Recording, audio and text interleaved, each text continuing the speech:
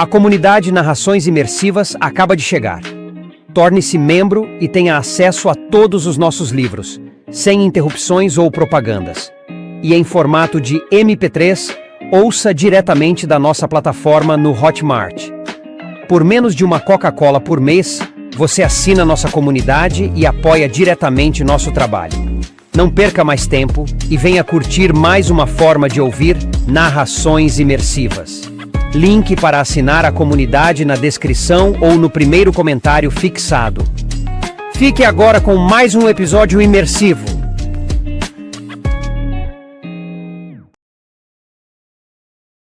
The Witcher, a saga do bruxo Geralt de Rivia. 7º livro, A Senhora do Lago, de Andrzej Sapkowski. Narração, Mauro Ramos. Deitou-se ao seu lado vestido da cabeça aos pés. Estava até de botas. Quando a tocou, Ciri espreguiçou-se involuntariamente, um pouco decepcionada consigo mesma, já que estava determinada a se fazer de difícil e indiferente até ao fim. Os dentes, obviamente, tremiam de frio. No entanto, seu toque eletrizante a acalmava, e seus dedos ensinavam e ordenavam, guiavam. No momento em que começou a entender bem as orientações, quase antecipando-as, fechou os olhos e imaginou que era Mistel. Mas não funcionou. Era muito diferente dela. Instruiu-a com a mão sobre o que deveria fazer. Obedeceu. Inclusive com vontade, apressadamente. Ele não estava nem um pouco apressado. Fez com que as carícias a deixassem macia como um lenço de seda.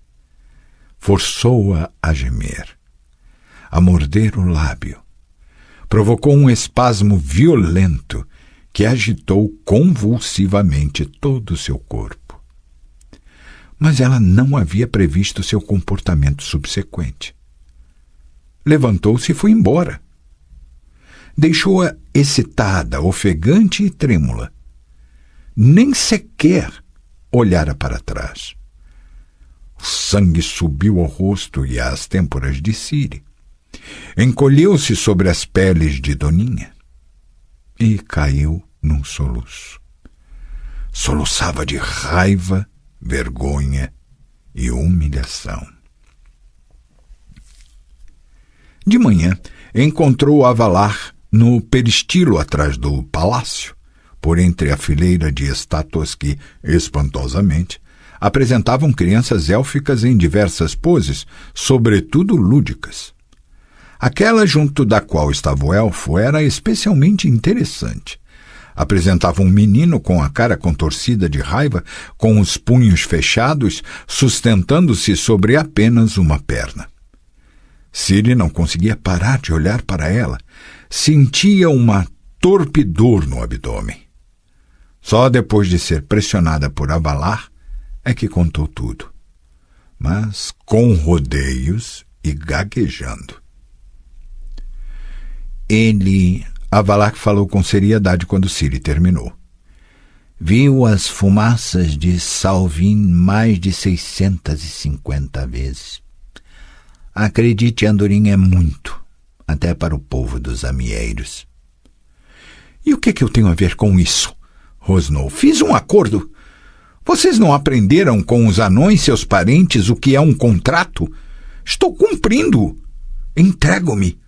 Pouco me interessa o fato de ele não poder ou não querer.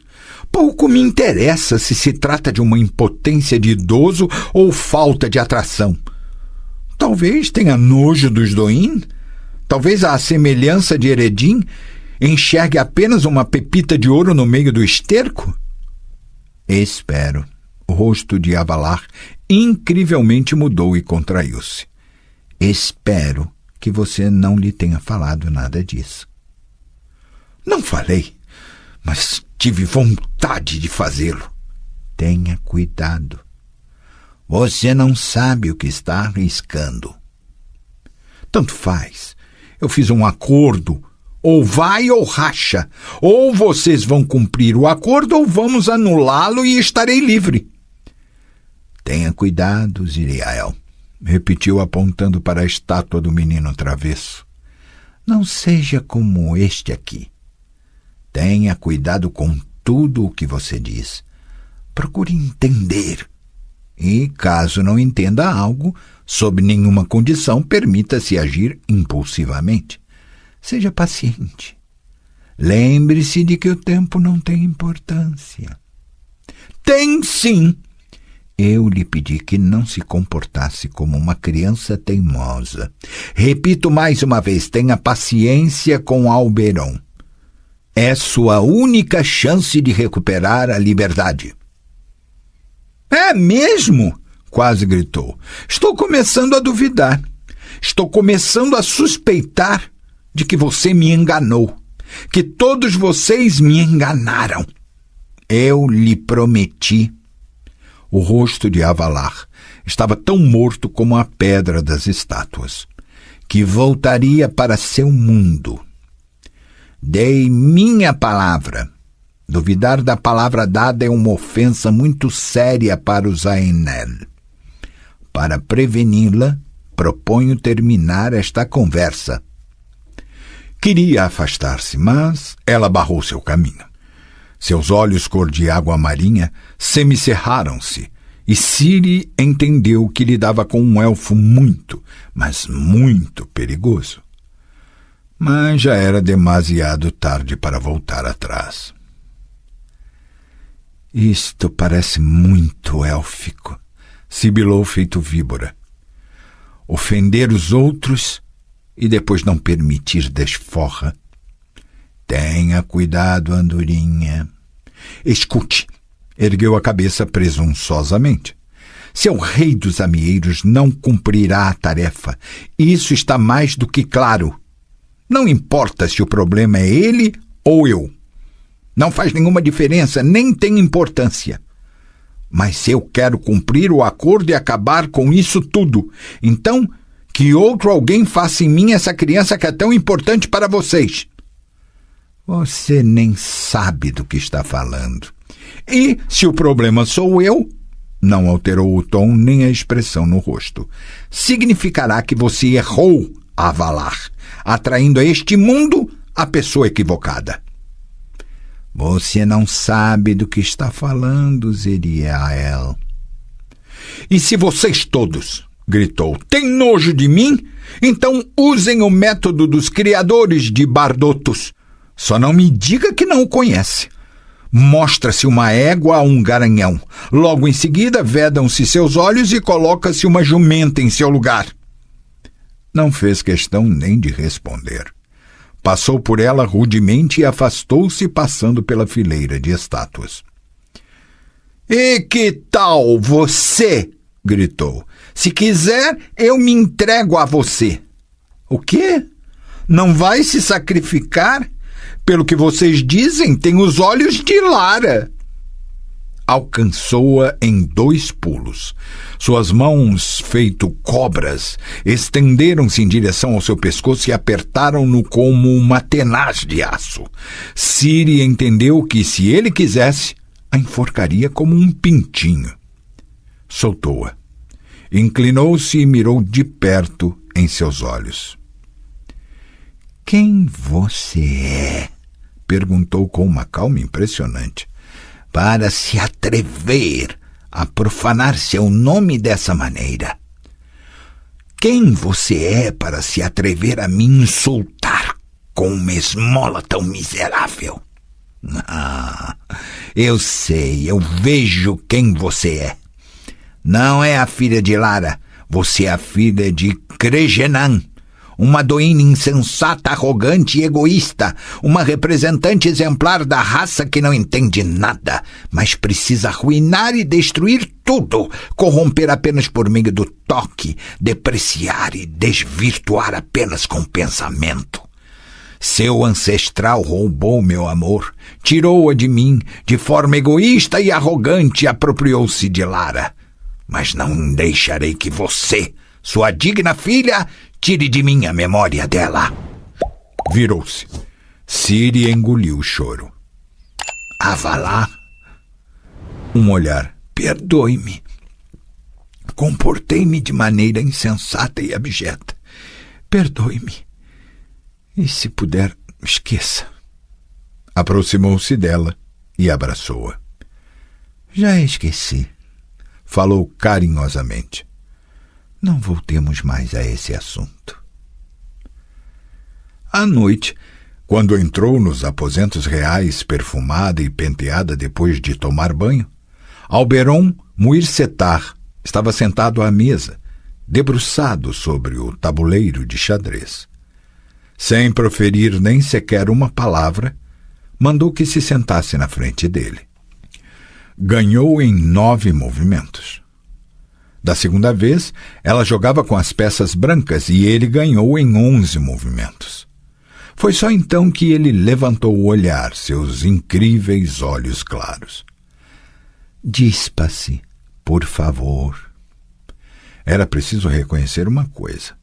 Era delicado e não tinha pressa.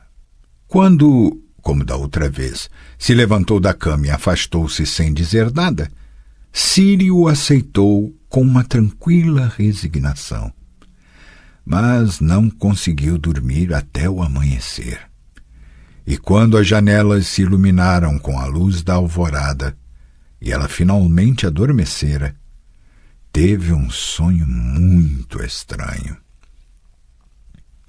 Visogota, debruçado, está enxaguando a armadilha para os ratos almiscarados para retirar a lemna. Os caniços rumorejam, movidos pelo vento. Sinto-me culpado, andorinha. Fui eu quem lhe deu a ideia dessa louca escapada. Apontei o caminho para essa maldita torre. Não tenha remorsos, corvo velho. Se não fosse pela torre, teria sido pega por Bonhart. Pelo menos aqui estou segura. Você não está segura aí. Visogota endireita-se.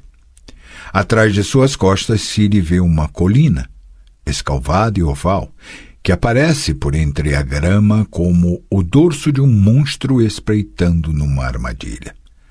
Na colina há uma gigantesca rocha, e ao lado dela, 2 figuras, de uma mulher e de uma moça.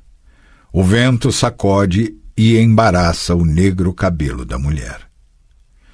O horizonte resplandece com os relâmpagos. O caos estende as mãos em sua direção, filhinha. Ó criança do sangue antigo, moça emaranhada no movimento e na renovação, na aniquilação e no renascimento. Destinada é aquela que é o destino.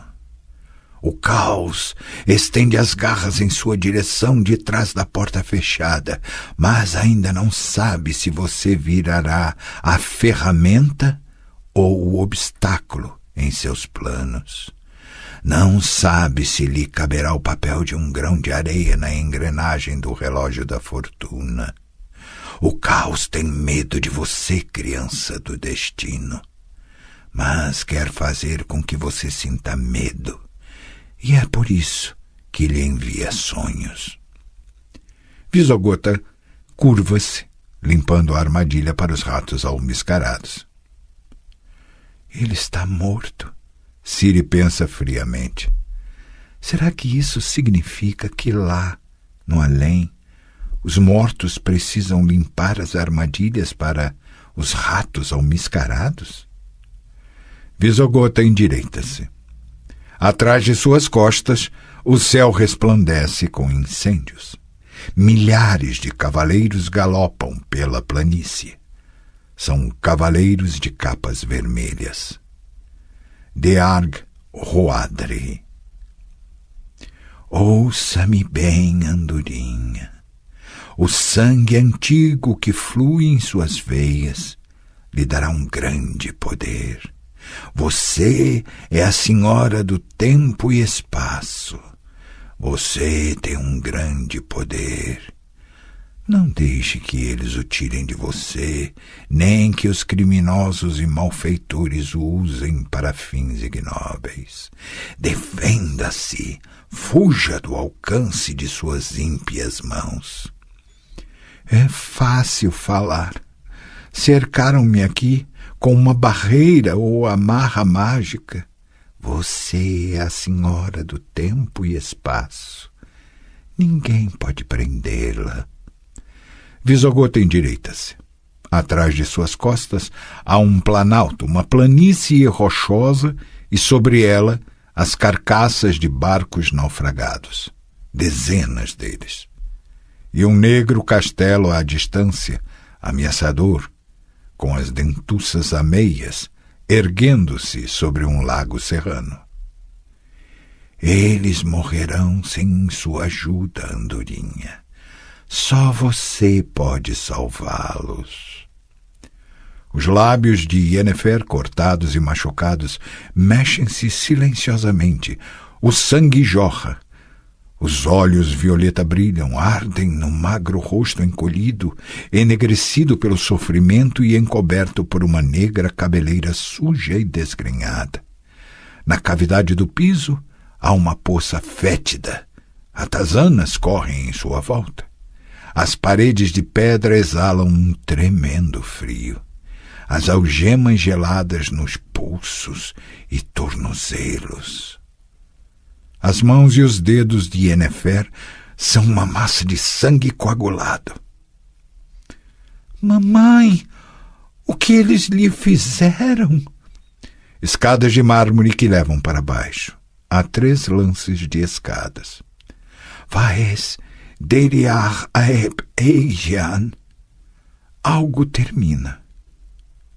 O quê? Escadas. Embaixo um fogo flamejando em cestos de ferro.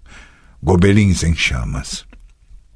Vamos, diz Geralt, pela escada abaixo. Precisamos. Tem de ser por aí. Não existe outro caminho. Apenas essa escada. Quero ver o céu. Seus lábios não se mexem. Estão roxos e ensanguentados. Sangue. Sangue por toda parte. A escada cheia de sangue. Não existe outro caminho. Não existe. Olhos de estrela. Como? Gritou. Como posso ajudá-los? Estou em outro mundo. Estou presa e impotente. Ninguém pode prendê-la. Tudo já havia sido escrito, diz Visogota. Inclusive isso. Olhe para baixo. Ciri vê horrorizada que está no meio de um mar de ossos, por entre caveiras, tíbias e costelas. Só você pode prevenir isso. Olhos de estrela. Visogota endireita-se. Atrás de suas costas, o inverno, neve, nevasca. O vento sopra as lufadas. Silva. Na sua frente, no meio da nevasca, a cavalo, Geralt. Ciri o reconhece, embora tenha um gorro de pele na cabeça e o rosto envolto num cachecol de lã. Atrás de suas costas aparecem os vultos de outros cavaleiros. Suas silhuetas estão embaçadas, cobertas com tanta roupa que é impossível descobrir sua identidade. Geralt olha diretamente para ela, mas não a vê. A neve cai em seus olhos. Geralt, sou eu aqui! Não a vê. Não a ouve por entre o sibilar da nevasca. Geralt! É um muflão, diz Geralt. É apenas um muflão. Regressemos. Os cavaleiros desaparecem. Diluem-se por entre a nevasca. Geralt! Não! Acordou. De manhã foi diretamente para a cavalariça, sem tomar o café da manhã. Não queria encontrar Avalar nem conversar com ele. Preferia evitar os impertinentes, curiosos, interrogativos e pegajosos olhares dos outros elfos e das elfas. Em todas as outras ocasiões eram ostentivamente indiferentes. No entanto, sobre a questão da alcova real, os elfos não sabiam esconder sua curiosidade, e Ciri tinha certeza de que as paredes do palácio ouviam tudo. Encontrou Kelp na baia, achou a sela e o arreio. Antes que conseguisse selar a égua, as serviçais já estavam junto dela, aquelas pequenas elfas cinzentas, mais baixas que os habituais a Enel pela altura de uma cabeça. Puseram-se a tratar da égua, curvando-se e sorrindo com amabilidade. Obrigada, disse. Conseguiria fazer tudo isso sozinha, mas agradeço. São muito amáveis. A elfa que estava mais próxima dela lançou um largo sorriso e Ciri estremeceu. A moça tinha caninos na dentição. Saltou até ela com tanta rapidez que a moça quase se sentou de susto. Afastou o cabelo que cobria as orelhas. Não eram pontiagudas. Você é um ser humano? A moça e todas as outras ajoelhou-se no chão varrido, abaixou a cabeça esperando um castigo. Ciri começou amassando as rédeas. Eu não sabia o que dizer.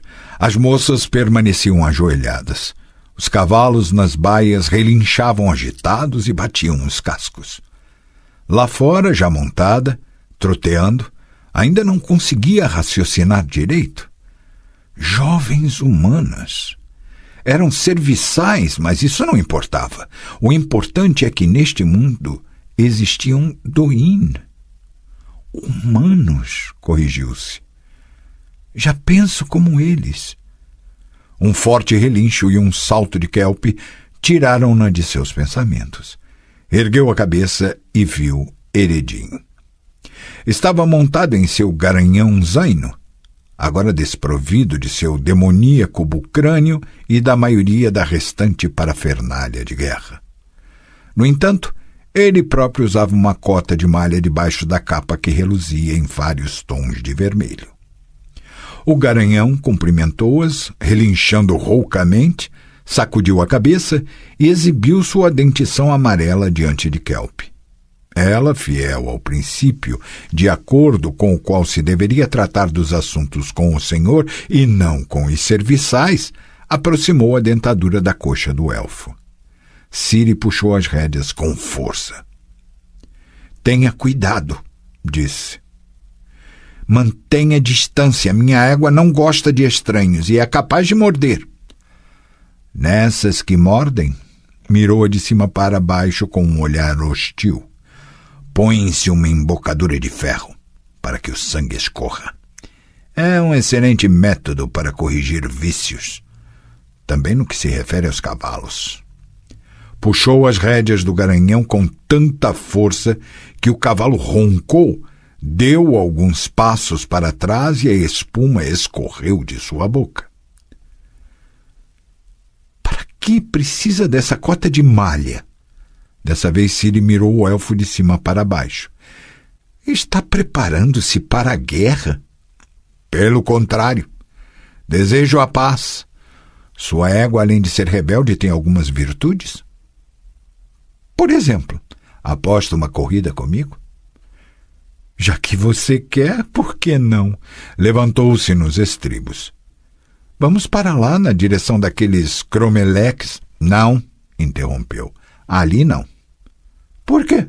É terreno proibido. Para todos, claro. Não é para todos, obviamente.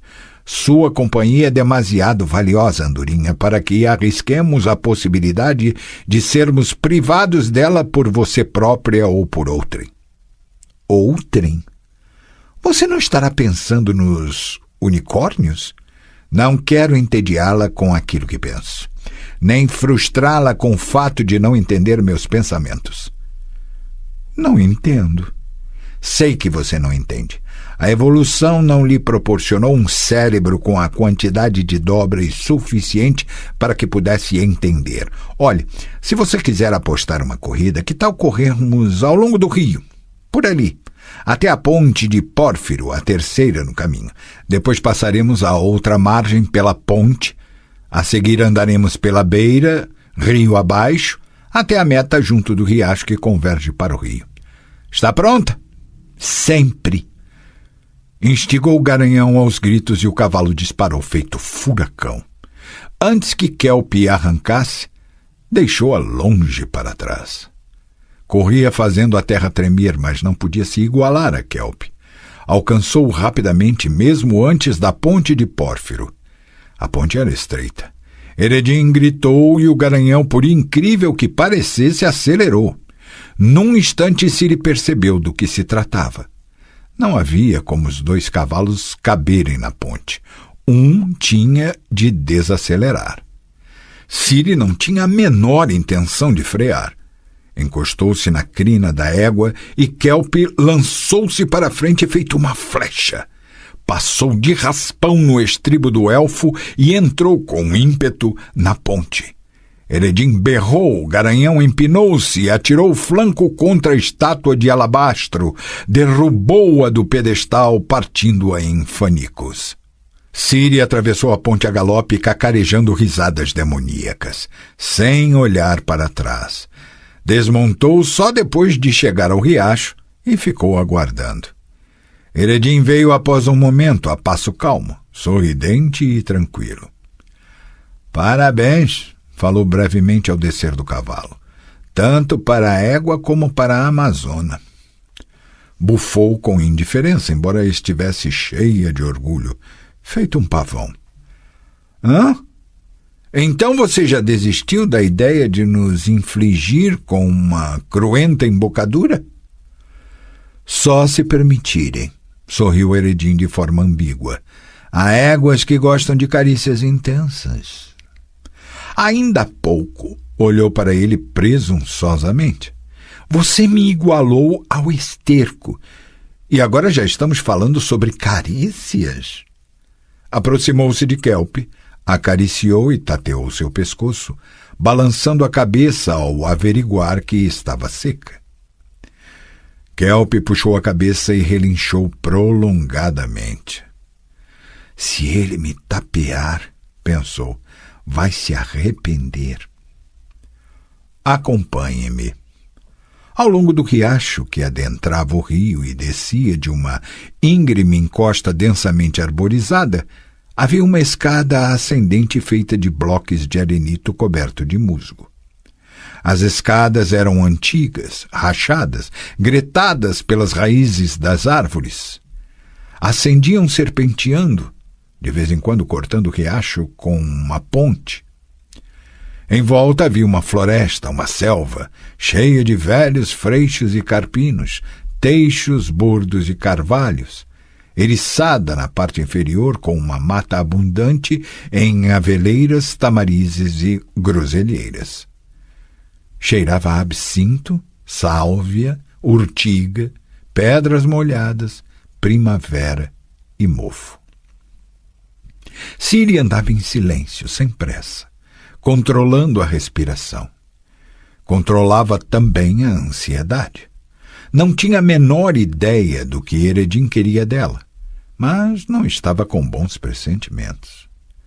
Junto de mais uma cascata que caía estrondosamente de uma fresta da parede rochosa, havia um terraço de pedra, e sobre ele a sombra de um pé de sabugueiro, um gazebo coberto de era e coração roxo. Embaixo, avistavam-se as copas das árvores, a cinta do rio, os telhados, peristilos e terraços de Tir-na-Lia. Por um instante, ficaram olhando, calados. Ninguém me disse, Ciri foi a primeira a interromper o silêncio, o nome desse rio. É Asnar. Suspiro? Um belo nome. E esse riacho? Tuathe. Sussurro. também bonito. Por que ninguém me disse que neste mundo habitavam seres humanos? É uma informação irrelevante e completamente insignificante para você. Entremos no gazebo. Para quê? Entremos. A primeira coisa que ela notou ao entrar foi uma camilha de madeira. Ciri sentiu suas têmporas pulsarem. Claro, pensou, isso já era de esperar. Não foi por acaso que li no templo aquele romance escrito por Anna Tiller sobre um jovem rei, uma jovem rainha e um príncipe pretendente faminto de poder. Heredin é impiedoso, ambicioso e decidido. Sabe que o verdadeiro rei, o verdadeiro soberano, é aquele que está em posse da rainha. É o verdadeiro homem. Quem se apossar da rainha, se apossará do reinado. Aqui, nesta camilha, começará um golpe de estado. O elfo sentou-se à mesa de mármore e apontou outra cadeira para Ciri. A vista da janela parecia mais interessante que ela, nem sequer olhava para Camilha. Ficará aqui para sempre, surpreendeu-a, minha amazona ligeira como uma borboleta, até o fim de sua vida de borboleta. Permanecia calada, mirando-o diretamente em seus olhos. Nesses olhos não havia nada. Não a deixarão ir embora daqui, repetiu. Não aceitarão o fato de que, ao contrário do que apontam as adivinhações e os mitos, você é ninguém, um nada, um ser insignificante. Não acreditarão nisso nem a deixarão ir embora. Iludiram-na com uma promessa para assegurar sua deliberação, mas nunca tiveram a intenção de cumpri-la. Nunca. Avalar, falou em voz rouca, me deu sua palavra. Dizem que duvidar da palavra de um elfo é uma ofensa. Avalar é um sábio. Os sábios têm seu próprio código de honra, em que a cada 2 frases afirma-se que os fins justificam os meios. Não entendo por que você está me contando tudo isso. Só se você quer algo de mim em troca. Só se eu tenho algo que você deseja e talvez queira barganhar. E aí, Heredin? Minha liberdade em troca de quê? Olhou para ela por um longo momento. Ela tentou em vão procurar em seus olhos alguma dica, algum indício, algum sinal. Qualquer coisa. Você certamente, começou devagar, deve ter conhecido Alberon um pouco. Deve ter notado, claro, que é incrivelmente ambicioso. Há coisas que ele não aceitará nunca, que ele nunca admitirá. Antes morrer a fazê-lo. Ciri permanecia calada, mordendo os lábios e lançando olhadelas para a Camilha. Alberon Muirsetar, o elfo retomou. Nunca faria uso da magia ou de outros meios para mudar a atual situação. Apesar de esses meios existirem. Meios bons, fortes e seguros. Muito mais eficazes que os atraentes acrescentados pelas criadas de Avalar aos seus cosméticos. Passou a mão rapidamente sobre o tampo, com veios escuros. Quando a retirou, no tampo havia um frasquinho de nefrite cinza esverdeado. Não, falou Ciri em voz rouca. Absolutamente não. Eu não concordo com isso. Você não me deixou terminar? Não me trate como se fosse burra. Não lhe administrarei aquilo que está nesse frasco. Você não me usará para fazer uma coisa dessas. Você está tirando conclusões muito precipitadas, falou devagar, mirando em seus olhos. Está tentando ultrapassar a si própria nessa corrida.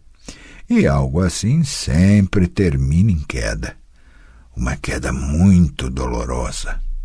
Disse não. Pense bem. Independentemente do conteúdo desse recipiente, você ganhará sempre. Você sempre ganhará, Andorinha. Não! Com um movimento igualmente ágil, verdadeiramente digno de um mágico, o elfo escamoteou o frasquinho da mesa. Depois ficou em silêncio por um longo momento, olhando para o rio Easnav, que reluzia por entre as árvores. Você morrerá aqui, borboleta, disse enfim. Não a deixarão ir embora daqui. Mas a escolha é sua. Eu fiz um acordo, minha liberdade em troca de... Liberdade? Bufou. Você vive falando dessa liberdade, e o que faria se recuperasse? Aonde você iria? Entenda, por fim, que não é apenas o espaço que a separa desse seu mundo, é o tempo também. O tempo flui aqui de uma maneira diferente de lá. As pessoas que você conhecia como crianças agora são velhos caducos, e aquelas que tinham sua idade morreram há muito tempo. Não acredito. Lembre-se de suas lendas. Lendas sobre as pessoas que desapareciam misteriosamente e voltavam após anos só para ver as campas cobertas de grama. Você acha que eram fantasias, histórias inventadas? Está equivocada. Durante séculos inteiros, os humanos eram sequestrados, levados por cavaleiros no que vocês chamam de caçada selvagem. Eram raptados, abusados e depois descartados como a casca de um ovo consumido. Mas você nem passará por isso, Zir-Israel. Você morrerá aqui. Nem terá a chance de ver os túmulos de seus amigos. Não acredito no que você diz. Suas crenças são um assunto particular seu. Mas foi você própria que escolheu seu destino. Voltemos. Tenho um pedido, Andorinha. Quer tomar uma leve refeição comigo em Tir-na-Alia? Por alguns batimentos do coração, a fome e uma louca fascinação lutavam com Ciri contra a raiva, o medo de ser envenenada e uma antipatia geral. Com prazer, abaixou o olhar. Obrigada pelo convite. Eu é que agradeço. Vamos. Saindo do gazebo, lançou uma olhada para Camília. E pensou que Anna Tiller era, contudo, uma ignorante e exaltada grafomaníaca. Lentamente, em silêncio, envoltos pelo cheiro de hortelã, sálvia e urtiga, desciam até o rio Suspiro, escada abaixo, pela margem do riacho chamado Sussurro. Quando à noite, perfumada e com os cabelos ainda molhados depois de um banho aromático, adentrou os aposentos reais, encontrou Alberon no sofá, debruçado sobre um livro. Silenciosamente, apenas com um gesto, ordenou que se sentasse junto dele. O livro era ricamente iluminado. Na verdade, não havia nele nada além de ilustrações. Ciri, embora tentasse entrar no papel de uma dama cosmopolita, corou. Na biblioteca do templo em Elander, havia visto umas obras semelhantes, mas aqueles livros não podiam disputar com o livro do rei dos amieiros, nem quanto à riqueza e variedade de posições, nem à habilidade artística de sua representação. Dispa-se, por favor. Dessa vez ele também se despiu. Seu corpo era esbelto e pueril, magro até, como o de Giselier, Cailif ou Rif, vistos por ela com frequência quando se banhavam nos riachos e lagos serranos. Mas Giselier e os ratos irradiavam vitalidade, expiravam vigor, uma ardente vontade de viver por entre as prateadas gotas da água que respingava de seus corpos. E ele, o rei dos amieiros, exalava a frieza da imortalidade. Era paciente. Algumas vezes parecia que quase ia conseguir. No entanto, não dera certo.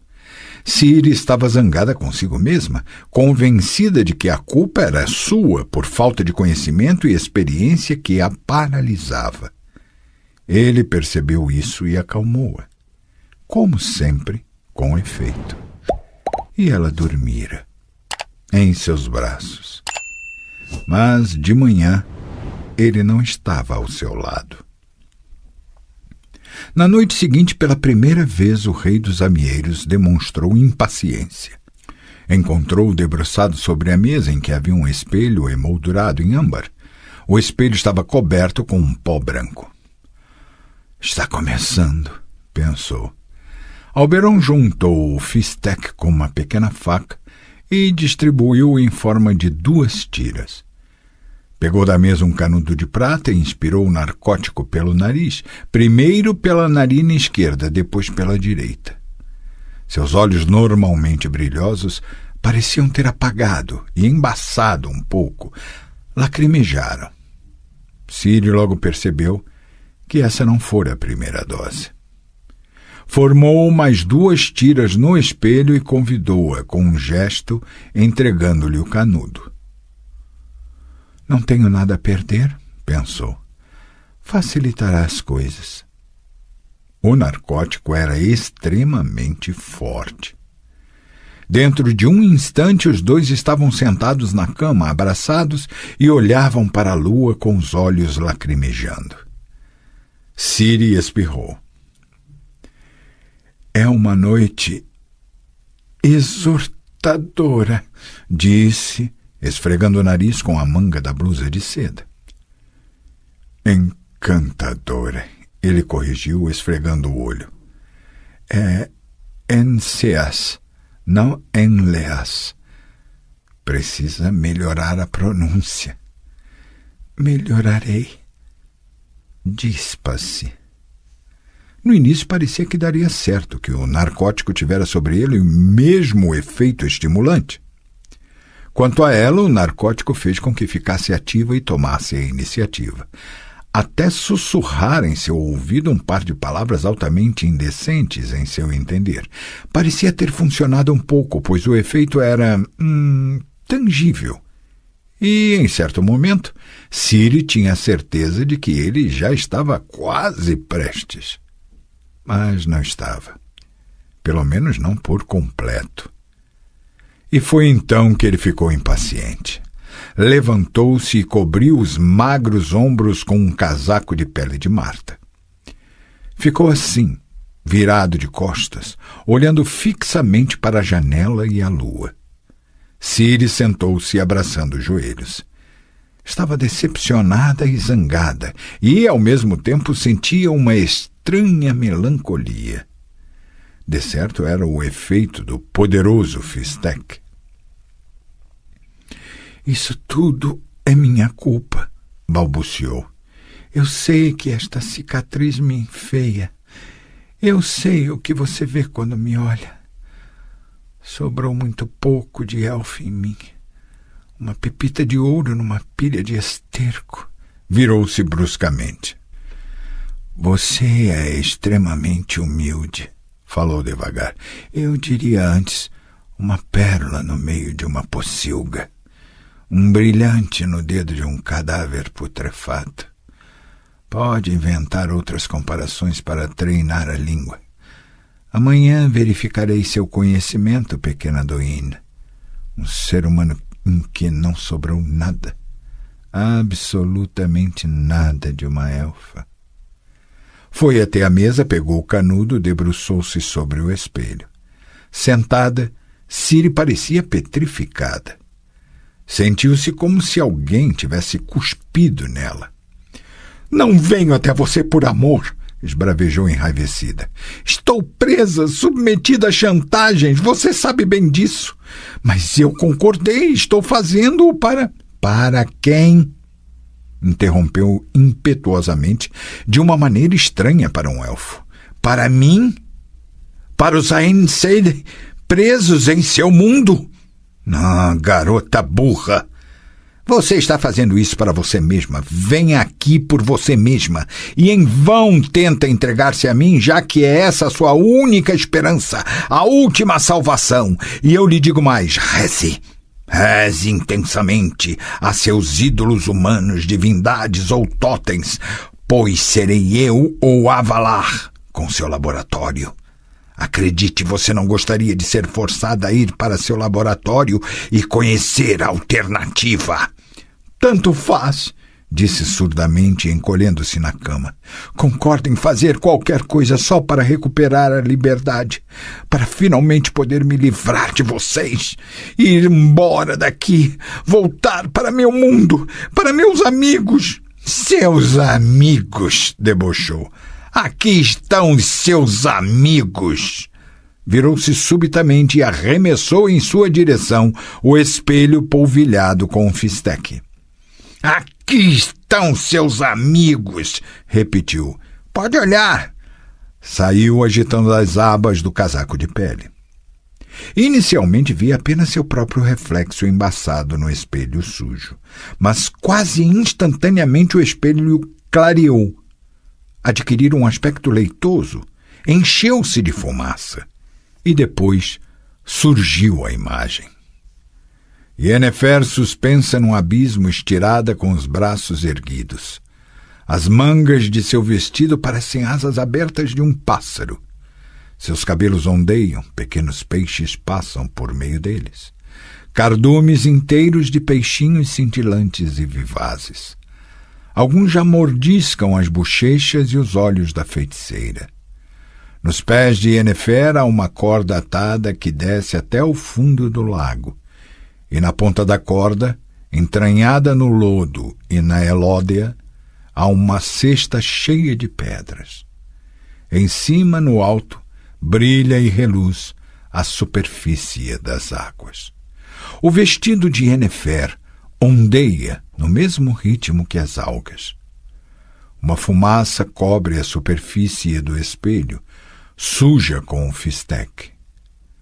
Geralt, pálido, translúcido, com os olhos fechados, está sentado debaixo de longas estalactites de gelo que pendem de uma rocha, imóvel, congelado, e a neve acumulada pela nevasca o cobre rapidamente.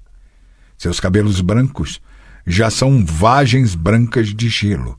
Uma geada branca cobre suas sobrancelhas, seus cílios, seus lábios. Não para de nevar. Aumenta o amontoado de neve que cobre as pernas de Geralt. Crescem as macias carapuças sobre seus ombros. A nevasca uiva e silva. Ciri levantou-se da cama num pulo, arremessando o espelho contra a parede com ímpeto. A moldura de âmbar arrebentou e o vidro partiu-se em milhões de cacos. Reconhecia, havia experimentado esse tipo de visões. Lembrava-se delas, dos seus sonhos antigos. Tudo isso é mentira! Gritou. Você está ouvindo, Oberon? Eu não acredito nisso! Não é verdade! É apenas sua raiva, tão impotente como você próprio. É apenas sua raiva! Sentou-se no chão e caiu em prantos. Suspeitava de que as paredes do palácio ouviam. No dia seguinte não conseguia se livrar de olhares ambíguos. Sentia que riam dela por trás de suas costas, captava sussurros. Avalar não estava por lá. Sabe, pensou, o que aconteceu e está evitando-me. Havia saído para longe com sua elfa dourada, por terra ou de barco, antes de me levantar. Não quer falar comigo, não quer admitir que todo o seu plano foi por água abaixo. Eredin tampouco estava, mas isso era relativamente normal. Ele saía com frequência com seus de Arghuadre, os Cavaleiros Vermelhos. Ciri retirou Kelp da cavalariça e foi para a outra margem do rio. Não parava de pensar, não notava nada em seu redor. Fugir daqui, Não importa se todas essas visões eram mentirosas ou verdadeiras. Uma coisa está certa. Yennefer e Geralt estão lá, em meu mundo, e meu lugar é lá mesmo, junto deles. Preciso fugir daqui sem demora. Deve haver alguma maneira de fazê-lo. Entrei aqui sozinha. Deveria saber sair sozinha. Eredin disse que eu tinha um talento singelo. Visogota suspeitava do mesmo. De Thor-Zirael, que penetrei minuciosamente, não havia saída. Mas talvez aqui, algures, haja outra torre. Olhou para a distância, para o longínquo morro, para a visível silhueta de um cromeleque. Terreno proibido, pensou. Vejo que fica demasiado longe. Provavelmente a barreira não me deixará entrar lá. Não vale a pena. Vou antes rio acima. Ainda não andei por lá. Kelp relinchou, sacudiu a cabeça, saracoteou violentamente. Não se deixou virar e, em vez disso, trotou na direção do morro. Ciri ficou tão pasma que por um momento não conseguia reagir. Deixou a égua correr. Só após um momento é que gritou e puxou as rédeas. O efeito foi tal que Kelp se empinou, deu um coice, rabiou e galopou, ainda na mesma direção. Ciri não a parava, não tentava controlá-la. Estava absolutamente espantada, mas conhecia Kelp muito bem. A égua tinha seus vícios, mas não eram tão sérios. Esse tipo de comportamento tinha de ter algum motivo. Kelp desacelerou, passou ao trote. Corria diretamente na direção do morro encimado pelo cromeleque. Mais ou menos uma légua, pensou Ciri. Daqui a pouco funcionará a barreira. A égua adentrou o círculo de pedras por entre tortos monólitos cobertos de musgo, alocados densamente, que surgiam por entre as espinhosas amoreiras, e parou, petrificada. Mexia apenas as orelhas, que permaneciam arrebitadas. Ciri tentou virá-la e depois instigar a proceder, mas sem efeito.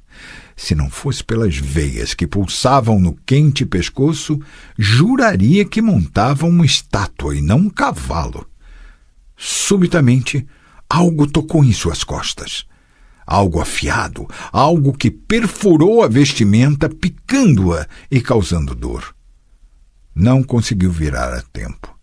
De trás das pedras apareceu silenciosamente um unicórnio de pelagem ruiva que, com um movimento firme, enfiou o chifre debaixo de sua axila.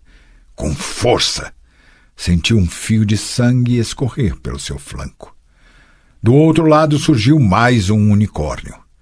Esse era completamente branco, desde a ponta das orelhas até a ponta da cauda. Apenas suas narinas eram cor-de-rosa e seus olhos negros. O unicórnio branco aproximou-se e devagarzinho, encostou a cabeça em seu regaço. O tesão era tão forte que Ciri soltou um gemido. Cresci, ressoou em sua cabeça. Cresci, olhos de estrela. Naquela vez no deserto, não sabia como me comportar. Agora já sei. Cavalinho? Gemeu, ainda quase suspensa sobre 2 chifres que a espetavam.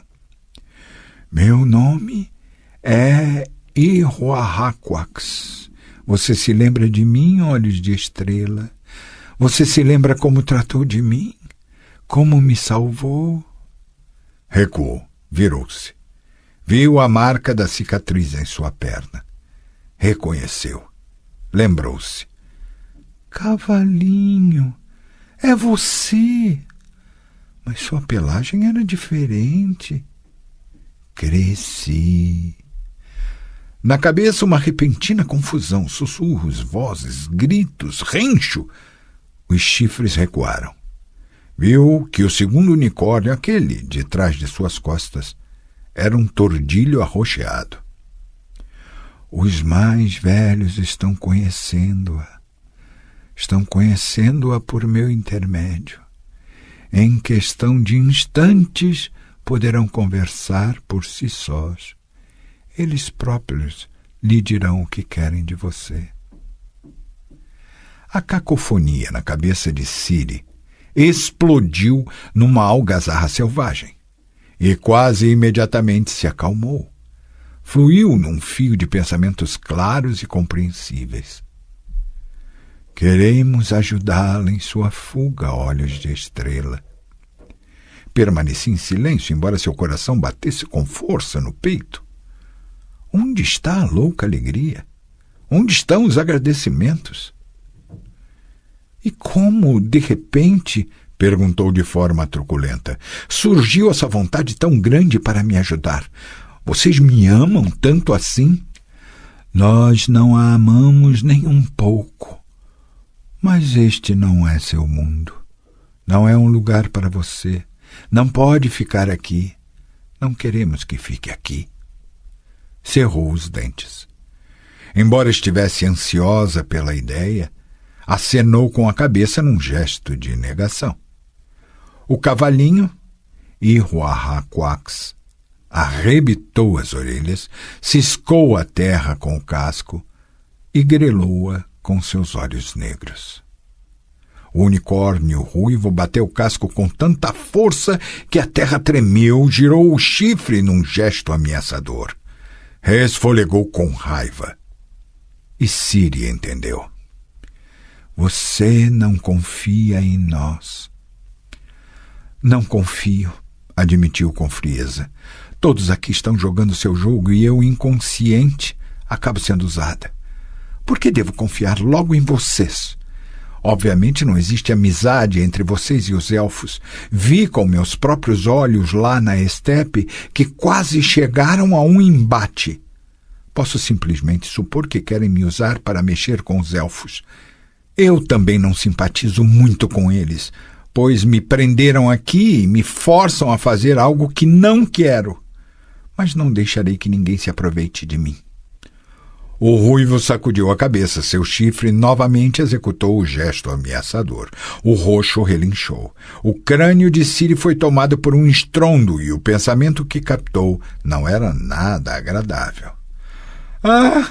Gritou. Vocês são como eles! Ou submissão e obediência ou morte! Não tenho medo e não deixarei ninguém se aproveitar de mim! Outra vez sentiu confusão e caos na cabeça. Durou um pouco até um pensamento claro surgir do caos. É bom, olhos de estrela, que não goste de ser abusada. É disso que se trata. Queremos garantir-lhe exatamente isso. E a nós mesmos também. E a todo o mundo. A todos os mundos. Não entendo isso. Você é um expediente perigoso, uma arma fatal. Não podemos deixar que esta arma caia nas mãos do rei dos amieiros, da raposa e do gavião. Quem? Gaguejou. A raposa Crevan Avalar. E sei muito bem quem é o gavião. O rei dos amieiros é muito velho. Mas a raposa, junto com o gavião, não pode tomar o poder sobre Ardgaev, o portal dos mundos. Já conseguiram uma vez, já o perderam uma vez. Agora não podem fazer mais nada, apenas errar, vaguear com pequenos passos por entre os mundos, sozinhos, feito vultos, impotentemente. A raposa para Tir-na-Bea Arain, já o gavião e seus cavaleiros pela espiral. Não conseguem chegar mais longe do que isso. Não têm forças. Por isso sonham com Ardgaev e o poder. Nós lhe mostraremos como uma vez já haviam feito uso desse poder. Nós lhes mostraremos isso, olhos de estrela, quando você estiver saindo daqui. Não consigo sair daqui. Lançaram um encanto sobre mim, uma barreira. Jezgaraf, ninguém pode prendê-la. Você é a senhora dos mundos. Até parece. Não tenho nenhum talento singelo, não tenho poder sobre nada. E renunciei à força lá no deserto há 1 ano. O cavalinho foi testemunha disso. O que você renunciou no deserto foi o ilusionismo. Não há como renunciar à força que se tem no sangue. Você ainda tem. Nós a ensinaremos a usá-la. Mas será que não é assim, gritou, que vocês querem se apoderar dessa força, desse domínio sobre os mundos que eu supostamente possuo? Não é assim. Nós não precisamos conquistá-la, pois a temos desde sempre. Confie em mim, e Huaquax pediu. Confie, olhos de estrela. Sob uma condição. Os unicórnios ergueram bruscamente a cabeça, abriram as narinas e seus olhos pareciam prestes a soltar faíscas. Não gostam, Ciri pensou, quando se lhes põe condições. Não gostam nem do som desta palavra. Peste! Não sei se estou agindo certo. Tomara que isso tudo não acabe de forma trágica. Estamos ouvindo. Qual é a condição? E Huaquax ficará comigo. No findar da tarde o tempo fechou, ficou abafado, e uma espessa e pegajosa neblina pairou sobre o rio. E quando a escuridão cobriu Tirnália, uma tempestade rugiu surdamente à distância, resplandecendo de modo incessante o horizonte com o fulgor dos relâmpagos. Ciri estava pronta havia muito tempo. Vestida de preto, com a espada nas costas, nervosa e tensa, esperava ansiosamente pelo anoitecer. Passou silenciosamente pelo vestíbulo vazio, deslizou-se ao longo da colunata e saiu para o terraço. O rio Esnath reluzia na escuridão feito alcatrão. Os salgueiros rumorejavam. Um trovão distante rolou à distância. Ciri guiou o Kelp para fora da cavalariça. A égua sabia o que fazer. Toteou obedientemente até a ponte de Pórfiro. Por um instante, Ciri seguiu-a com um olhar e em seguida virou-se para o terraço junto do qual os barcos estavam atracados. Não posso, pensou. Vou vê-lo mais uma vez. Talvez dessa maneira eu consiga atrasar a perseguição. É arriscado, mas não posso agir de outra forma. A princípio pensou que ele não estava lá, que não havia ninguém nos aposentos reais, pois estavam imersos num silêncio mórbido. Avistou-o só após um momento. Estava sentado no canto, na poltrona. Vestia uma camisa branca escancarada no magro peito. Era feita de um tecido tão fino que grudava no corpo como se estivesse molhada. O rosto e as mãos do rei dos amieiros estavam quase tão lívidos quanto a camisa. Ergueu o olhar, mirou para ela, mas havia um vazio em seus olhos. Sheadhal sussurrou. É bom que você esteja aqui. Sabe, disseram que havia morrido. Abriu a mão, algo caiu em cima da alcatifa. Era o frasco feito de nefrite cinza esverdeado. Lara, o rei dos amieiros agitou a cabeça, tocou no pescoço como se o dourado Torf real o asfixiasse. Kainame Lunet. Vem aqui, filha. Kainame Elaine. Em seu hálito, Ciri sentiu a morte. Erlein Bluff, Vereinmoed, entoou. Mire, Lunet. Sua fita desamarrou-se. Deixe que eu... Queria levantar a mão, mas não conseguiu. Suspirou fundo, ergueu a cabeça subitamente e mirou em seus olhos. Dessa vez, conscientemente. Zirael, disse. Lochleif. De fato você é o destino, senhora do lago. Pelo visto, o meu destino também. Vaes Deiread Aep Eixian, disse após um instante, e Ciri constatou apavorada que sua fala e seus movimentos começavam a se tornar horrivelmente lentos. Mas, terminou com um suspiro, é bom que algo novo se inicie também. Um demorado estrondo ressoou lá fora. A tempestade ainda estava longe. No entanto, aproximava-se rapidamente. Apesar de tudo, disse, não tenho a mínima vontade de morrer, Zirael, e fico muito desolado com esse fato. Quem diria? Pensei que não lamentaria. Vivi muito, experimentei tudo, enjoei-me de tudo. Mesmo assim, agora sinto lástima. E sabe o que mais? Chegue mais perto. Eu lhe sussurrarei no ouvido. Que seja o nosso segredo. Inclinou-se. Estou com medo. Eu sei. Você está comigo. Estou. Vafail Lunet. Adeus, rei dos amieiros.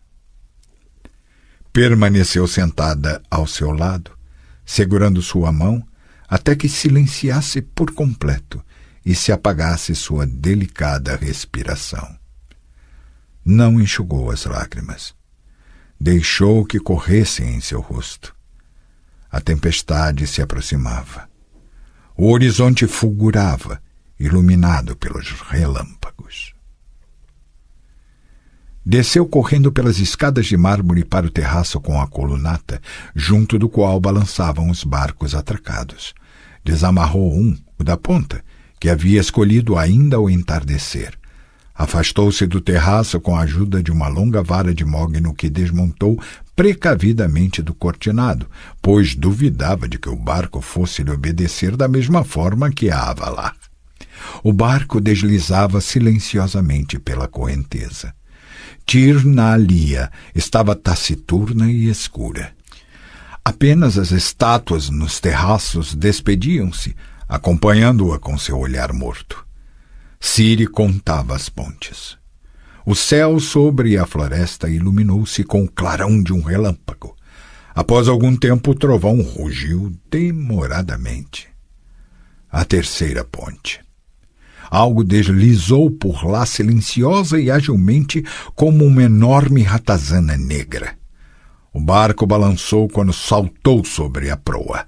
Ciri soltou a vara e sacou a espada.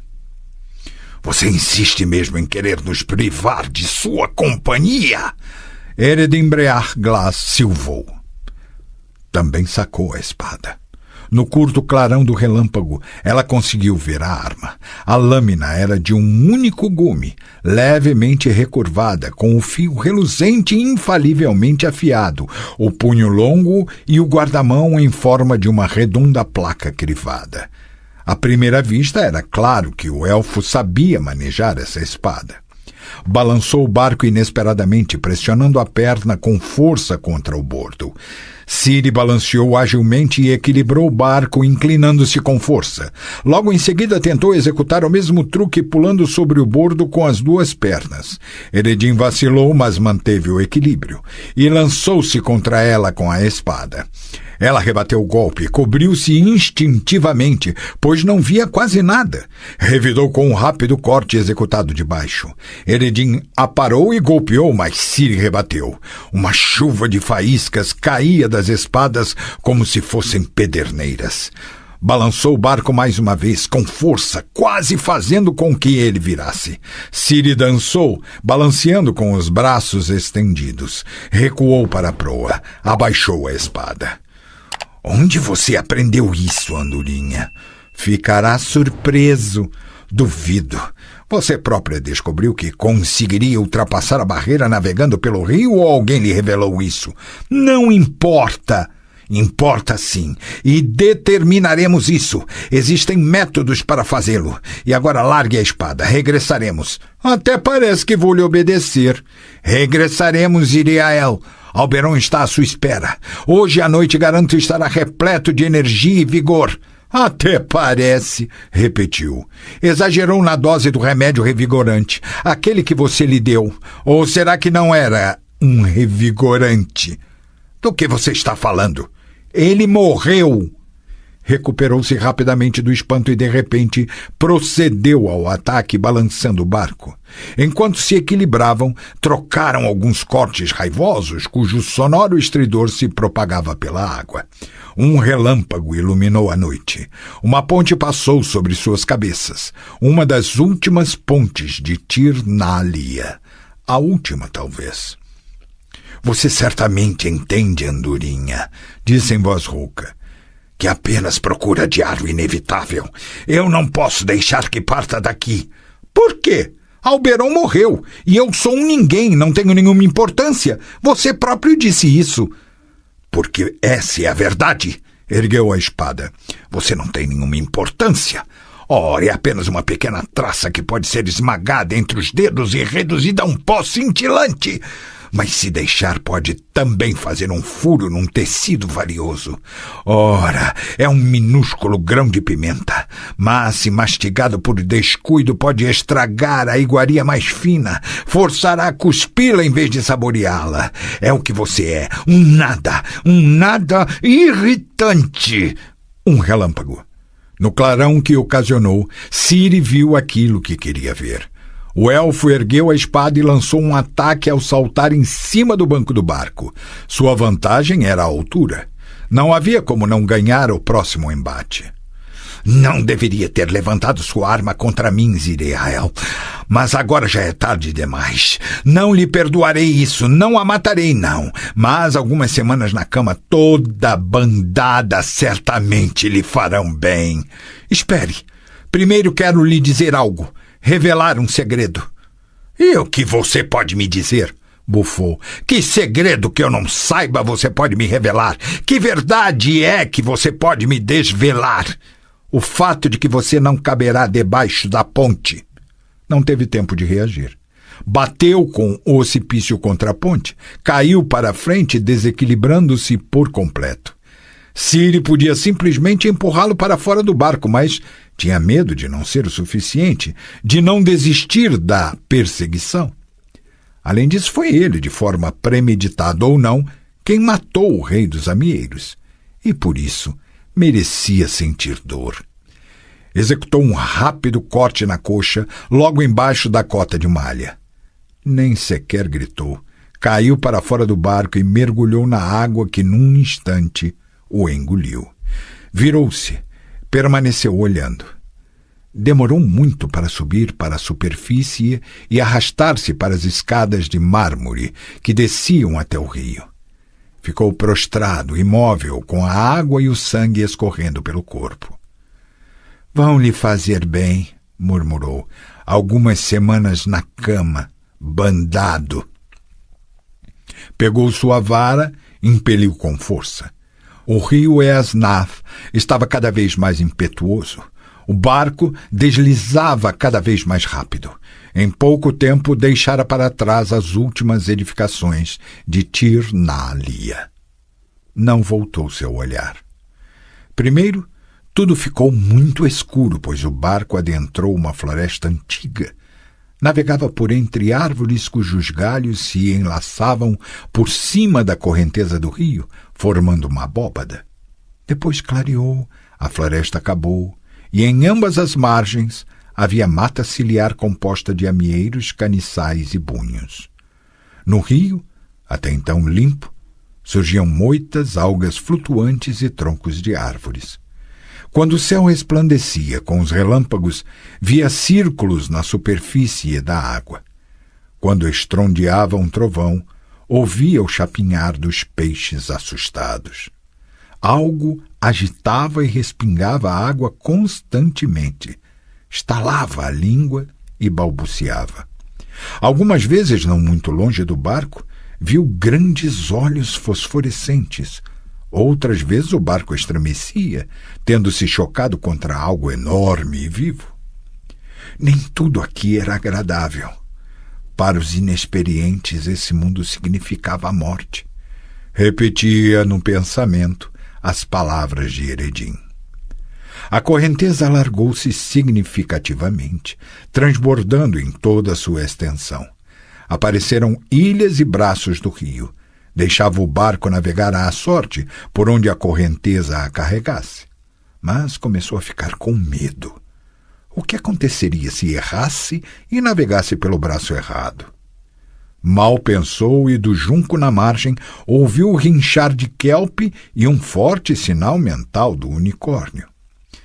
Você está aqui, cavalinho. Apressemo-nos, olhos de estrela. Siga-me. Para meu mundo? Primeiro, preciso mostrar-lhe algo. Assim me ordenaram os antigos.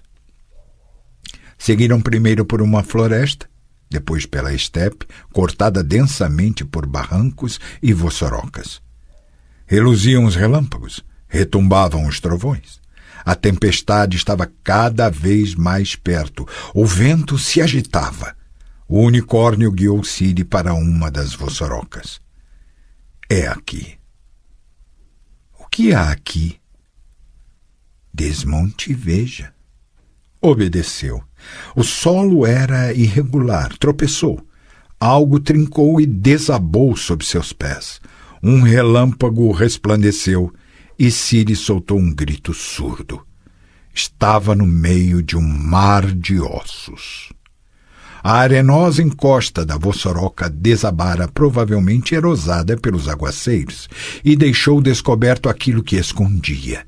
Um cemitério, um necrotério, um enorme amontoado de ossos. Tíbias, quadris, costelas, fêmures, caveiras. Ergueu uma. Um relâmpago resplandeceu e Ciri gritou.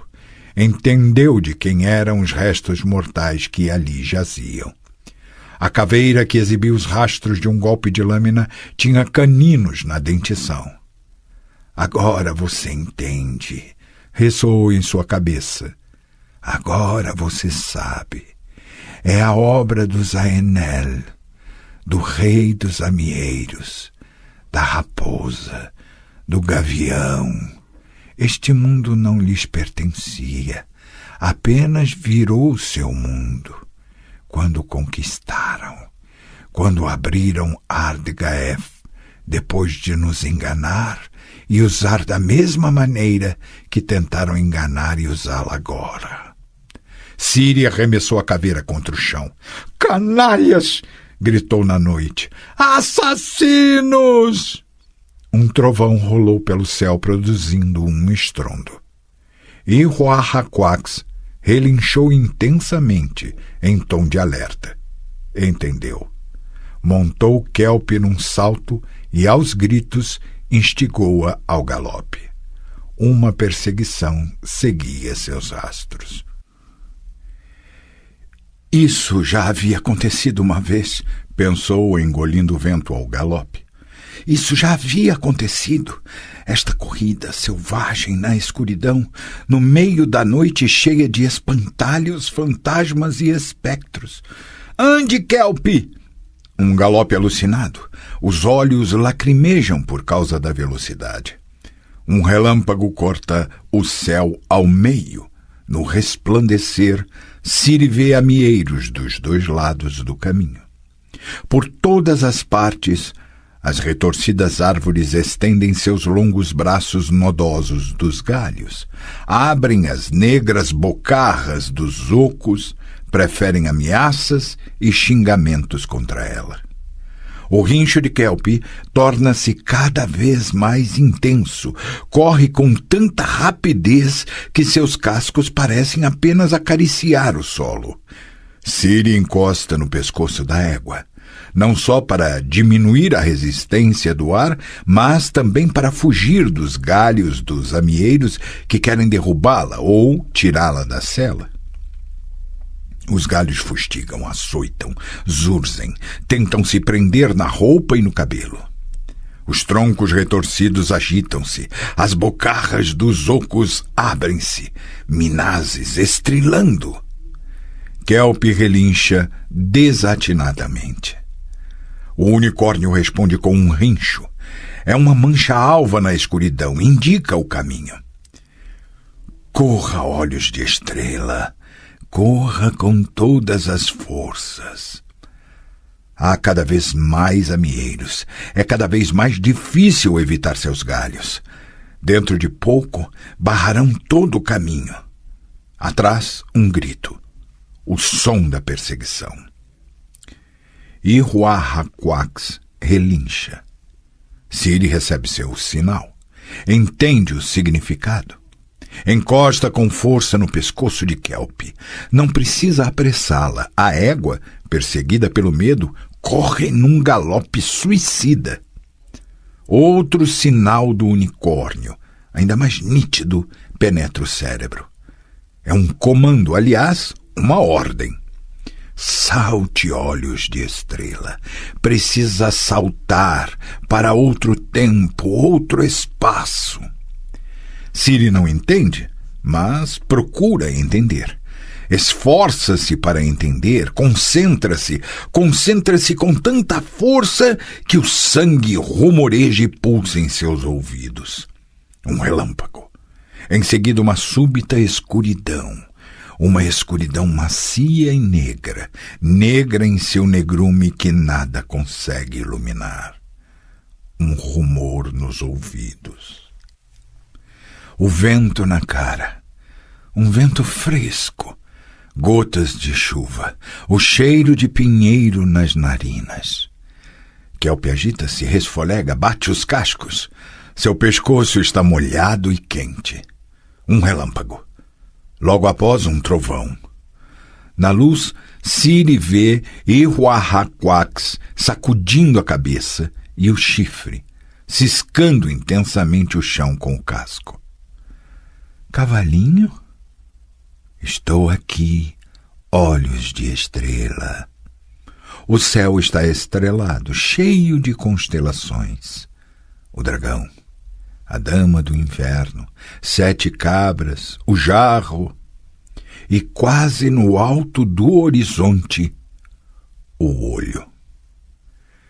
Conseguimos, suspirou. Conseguimos, cavalinho. Este é o meu mundo. Seu sinal é tão claro que Ciri entende tudo. Não, olhos de estrela, fugimos daquele. Mas este não é ainda o lugar, nem o tempo certo. Ainda temos muito à nossa frente. Não me deixe só. Não a deixarei. Tenho uma dívida com você. Preciso pagá-la até o fim. O céu escurece no oeste, enquanto o vento começa a soprar com fortes rajadas. As ondas de nuvens apagam sucessivamente as constelações. Apaga-se o dragão, apagam-se a dama do inverno, 7 cabras, o jarro, apaga-se o olho, que brilha com mais intensidade e por mais tempo. O céu resplandeceu ao longo do horizonte com um breve clarão de um relâmpago. Um trovão rolou, rugindo surdamente. De súbito, o vendaval agravou-se, lançando poeira e folhas secas nos olhos. O unicórnio relinchou, enviou um sinal mental. Não temos tempo a perder. Nossa única esperança é uma fuga rápida, para o lugar e tempo certos. Apressemo-nos, olhos de estrela. Sou a rainha dos mundos. Sou o sangue antigo. Represento o sangue de Lara Dorren, a filha de Shadhal. E Huahalquax relinchou, apressou. Kelp acompanhou, resfolegando demoradamente. Ciri calçou as luvas. Estou pronta, disse. Um rumor nos ouvidos, um resplandecer e a claridade, e depois a escuridão.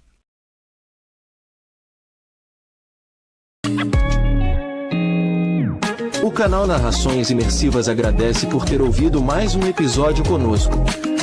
Acompanhe nossa página no Instagram e fique por dentro de todas as novidades do canal. E se você vê valor nesse projeto, considere apoiá-lo. Faça parte da nossa comunidade no Hotmart. Até a próxima com mais uma narração imersiva.